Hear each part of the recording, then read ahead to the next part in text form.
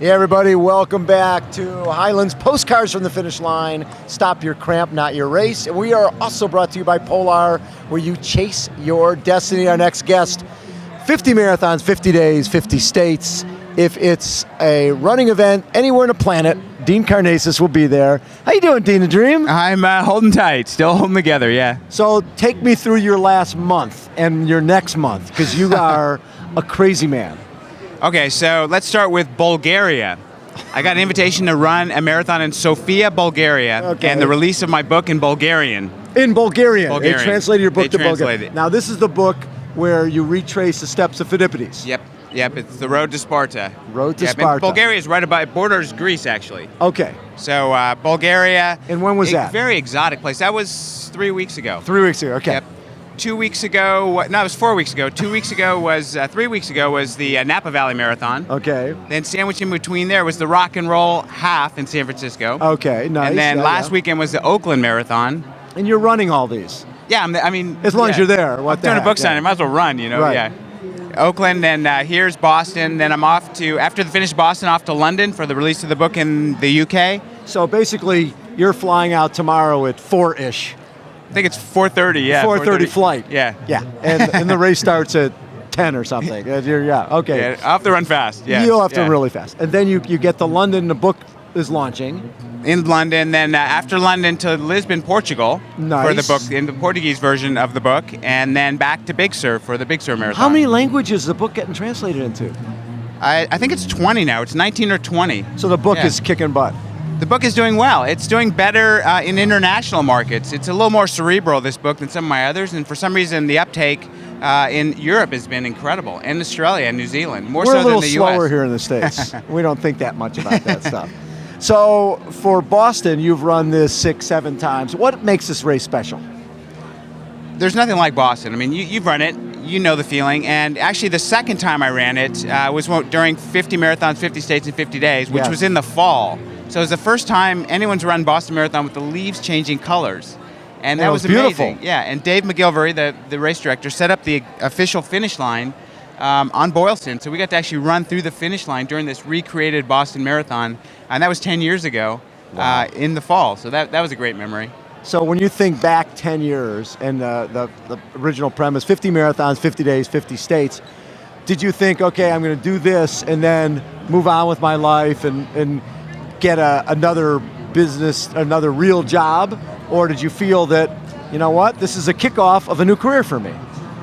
I had no idea, Bob. I mean, I never could have foreseen the way my life has gone. I mean, and nor could you. I mean, you've got amazing stories as well. I just figured... Don't tell anybody. Next thing, I'll be in a cubicle. Me either, We'll be in a cubicle somewhere. Yeah, no, I just, I just chasing a dream, and it just gets better every day. I still can't believe, even though it's kind of exhausting, as you know. Right. Every morning I wake up, I'm like, this is a magical life. It's surreal, and it's so different than any career path of anyone I know. So, being Greek, going back and retracing Phidippides, talk a little bit about that journey, what you learned about yourself through that, and what you learned about your country that you maybe didn't know. Well, you know, I learned that self-discovery is more of a journey than the external travels. So I learned about the lore of Greece, the history of Greece, I mean, the history of Western culture and democracy, and the fact that a guy running a foot messenger, Phidippides, really saved democracy. I mean, that was a turning point in the democratic uptake across the Western world. And it was all because this guy ran 153 miles from Athens to Sparta. You never really hear that. I mean, you just hear about some guy running to the Acropolis and dying, right? Right, yeah. But it's a much richer story than that. And we always thought it was 26 miles. What the hell?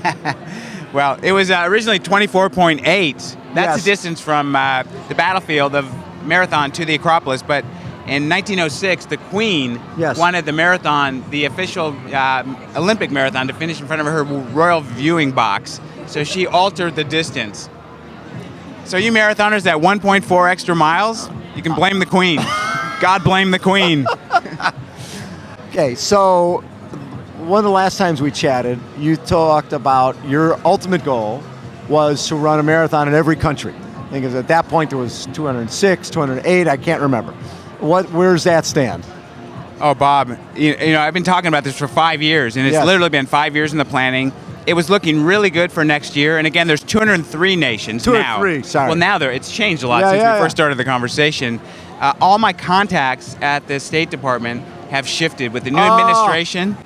Yeah, so I'm meeting. You're starting over. Yeah, I'm flying at the end of this month to D.C., meeting with the State Department. The program's called Sports Diplomacy. Okay. I'm kind of the poster child for sports Yes, you diplomacy. are. And now I got to meet a whole new batch of people and kind of represent the whole idea.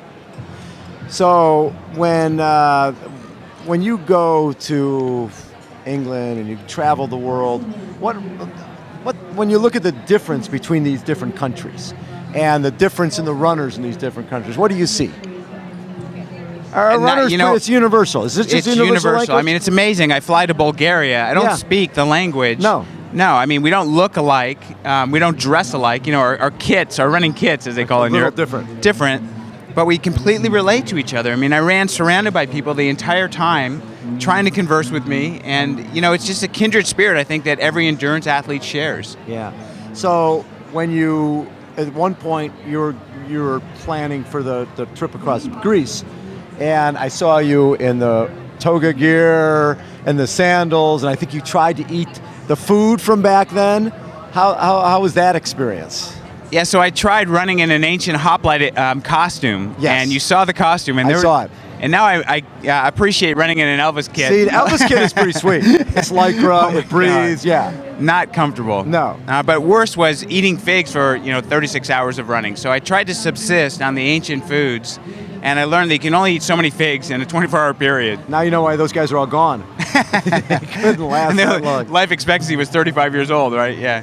So the 50-50-50 was awesome. And then the next thing you know, you're doing this thing with Regis and Kathy Lee, where you're running across the U.S., but you've upped the ante, and it's a 50 miles plus, or 75 days you were running across the country. The challenge of that, when people, it's one thing to do your 50-50-50, and you're doing a film, but this is a live TV stuff every single day. That's a little bit of pressure. Were there points of that run where you're like, I don't know if I can run 50, 75 miles today?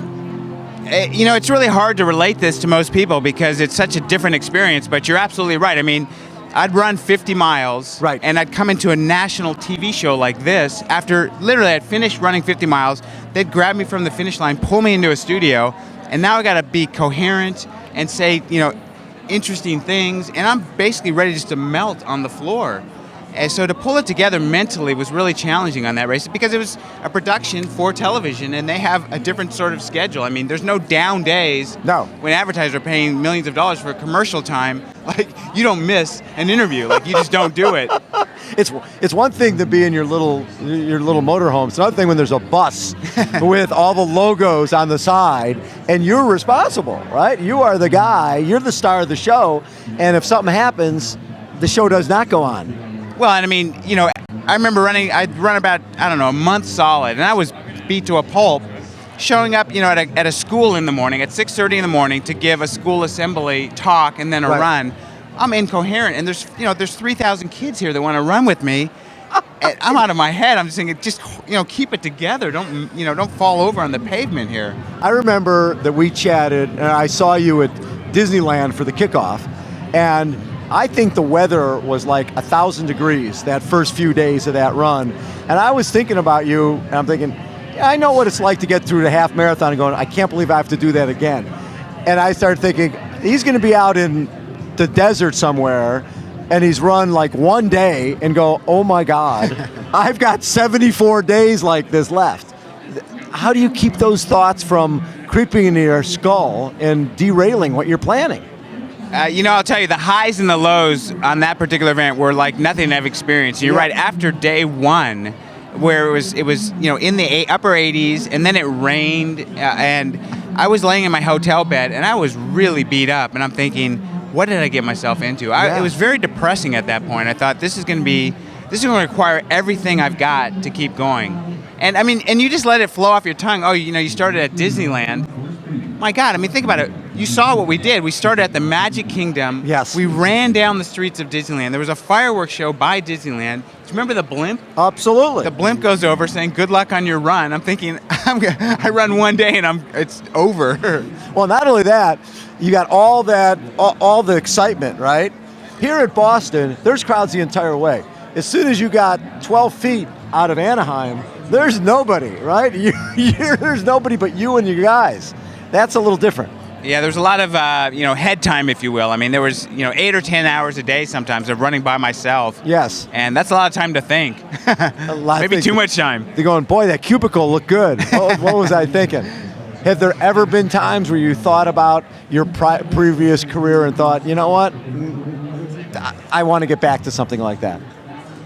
No, I've never thought I want to get back. I got to be honest. I'm not getting any younger, so I worry. I think how are you going to sustain this as you turn the corner and get into the autumn years of your life? I mean, what do? You can't keep running these insane. Well, maybe I can keep running these insane distances, but how do you feed your family? How do you pay the mortgage? Right. And that's a bit vexing for any athlete, I imagine, as they get older. And I think about some of the the Ironman champions and what their career path is going to be like, because those guys sacrificed so much that they maybe didn't go to college, or they maybe completely skipped a career. What's their next act? I mean, it's got to be a little bit scary, and it is for me. It's a bit unsettling. So when I think of the different things you've done, some of my favorites, or one of my favorites, was I think you were up on a billboard in New York, right? And you're running on a treadmill for how long? Yeah, so I ran for 48 hours nonstop on a treadmill in Times Square. Yep. And is there if you've got to relieve yourself, what do you do up there? There's literally one of those little camping toilets, a porta potty set up on the back of the treadmill. Right. And I would have to hop off and squat down, no matter if I had to go big potty or little potty. I always had to squat because they had this circular umbrella, and I would pull this cord and it would surround me so that people couldn't see me. But still, on the plasmatrons, there's my head sticking above. So people could see what you're doing. Yes, of course. So that one, and then what I love is every time you do these adventures, you always incorporate kids, right? Karno Kids is a big part of what you do. And when you're running across America, I'm sure not the last thing you want to do, but it's not just an obligation, it's something that's from deep in here, where you want kids to understand that this is a sport that they should love. This is a sport that can give them health and happiness. And when you were running across the country, you probably saw a lot of these kids and thought, man, these kids are not healthy. These kids need this sport. Well, and inclusion was a big part of it, as you said. And kids love, I always say, if you build it, they will run. Just give the kids a format to run, and kids love to run. They do, naturally, without it being punishment. And I didn't make it a race. I said it is a 5K. Sure, someone's going to get a medal, but I'm going to run in the middle of the pack. It's more about adventure, about loving the act of running. I mean, running, I think, is a sport, and it's also an art. I mean, the sport of running is who's the fastest, right? Who gets to the finish line the fastest? So we don't define the best runner as the one who's most engaged in their craft. We define the best runner as the fastest runner. I tried to show these kids that you can love running just for the art of running. Does it amaze you sometimes that you're from deciding that, gosh, I want to run 30 miles on my birthday, and leaving a bar in your underpants and running to a 7-Eleven, that you have built this. You have built this Dean Karnazes career where you can travel anywhere in the world, and everybody speaks that universal language of running, and has read your books, has seen your movies, and can relate to you, and has been encouraged and motivated through what you do. It's beautiful. I mean, I don't know how. If you were to shadow me, like at the New York City Marathon, I've become somewhat of a conduit between all these runners of different nationalities because they've all read my book. Right. And none of these people know each other. They don't speak, it could be an Italian and a Brazilian, but they all know me. They speak Dean. Yes. And so I'm surrounded by people from all over the world. And had I ever known I would have been in that position? Never. I mean, who could ever foresee something like this? I love it. Yeah. Thanks, Dean the Dream, for doing everything that you do for our sport, my man. Well, you know what? Right back to this guy, because Bob has given more to this sport than anyone I know. And this guy is tireless. I mean, absolutely tireless. Not tireless. Not like you, homeboy. I do 50 feet in 50 days in 50 states. Hey everybody, again, we are brought to you by Highlands Postcards from the Finish Line. Stop your cramp, not your race. Also brought to you by Polar, our buddies, and their motto is chase your destiny. Hold on everybody, we will be right back.